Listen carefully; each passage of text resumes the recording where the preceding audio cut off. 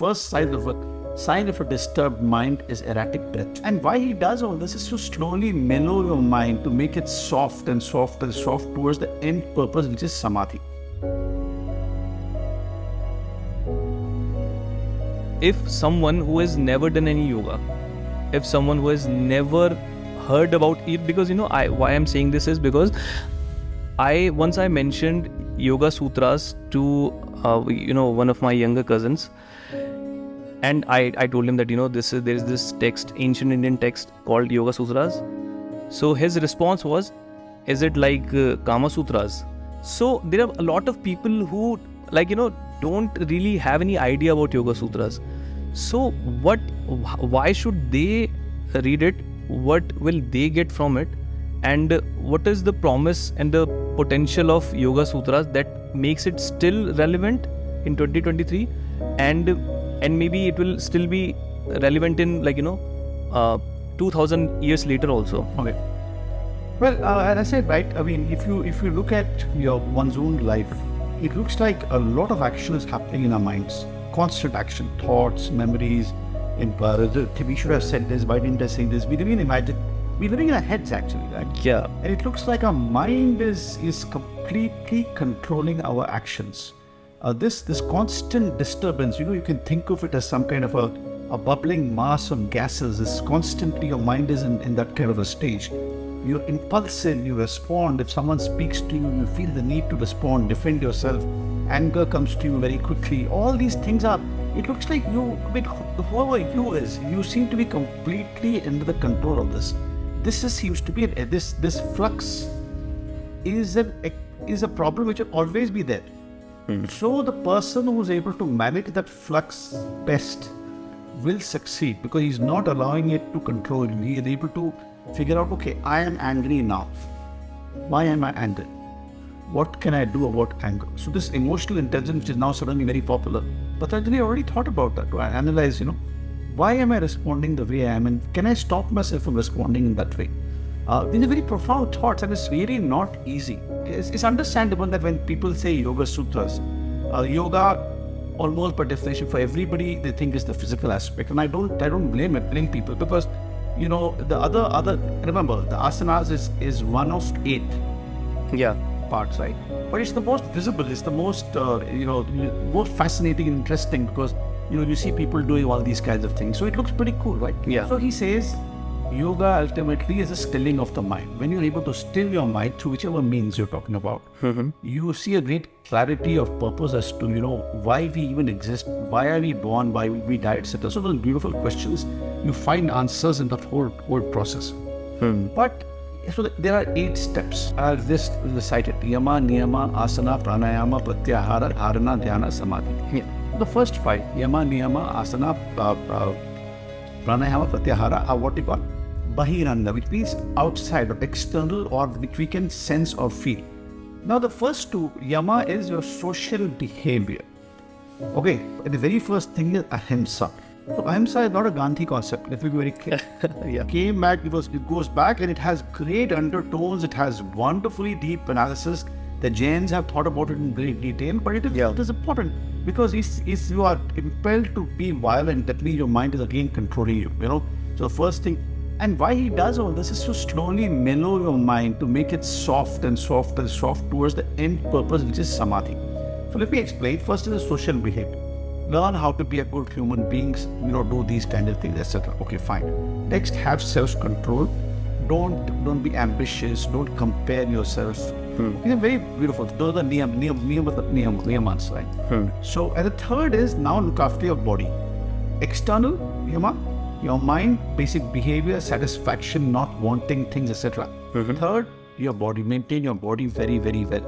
All these are steps to mellow your mind. I'll explain to you why it's happening. Step by step, he's asking you to develop control. So that's what's the next level of sophistication is your breath.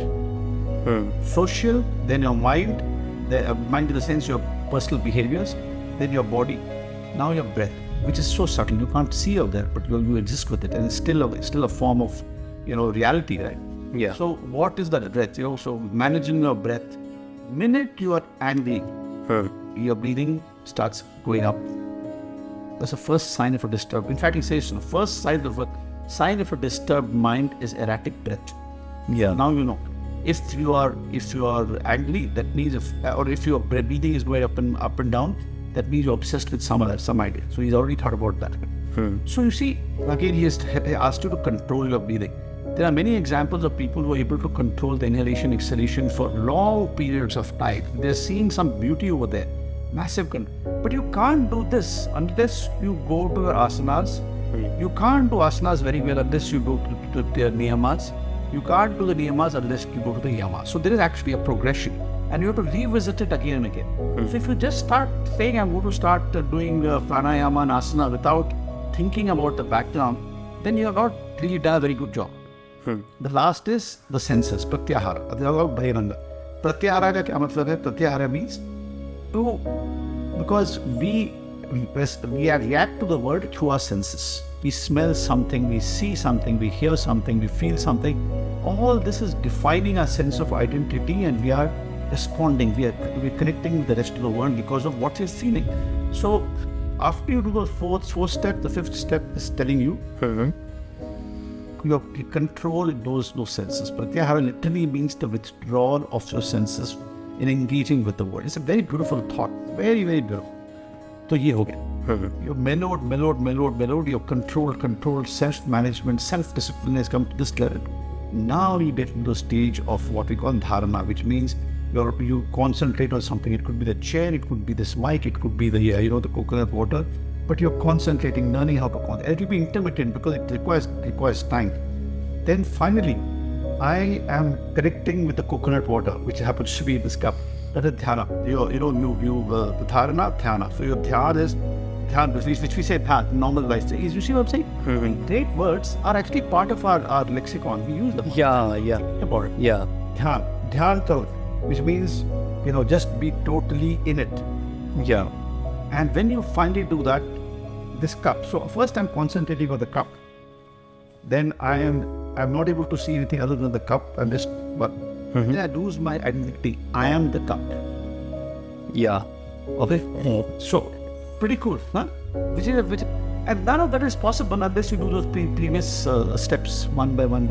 Yeah. Okay. So now the question is it relevant for modern life? It probably is, because I was having a discussion this afternoon with a friend. Do you really have to detach yourself from your day-to-day activities and go somewhere else into a jungle or Himalayas to do all this? I don't think so. You can actually be a yogi at work. Yeah. You can be a guitarist, and you can merge with the music that you create. You can be a dancer. I feel that there are some modern analogies. You don't have to laugh at them. You don't have to say this is not applicable here. Now, the question is, why did he do all this? Because when you actually do dhyan, to the idea of attaining samadhi, you have to meditate for very long periods of time.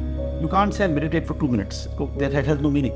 Yeah. It really means you meditate for very long periods of time. People are supposed to meditate for days, months, years. So unless you have a fit body, unless you can manage your senses, your breath, and are basically an extremely, aware individual with minimal needs, minimal requirements, no aspirations, and have so much massive control, then how can you meditate? Because when you meditate, your thoughts will go all over the place. Is it? So that is why the Patanjali prescribed all these things. And that is why I feel it is relevant in modern times as well. You can see that structured, layered way of thinking. You want to attain peace in whatever you do. You don't have to leave your work and say, I'm off to Himalayas. Wahan pe, I'll get moksha.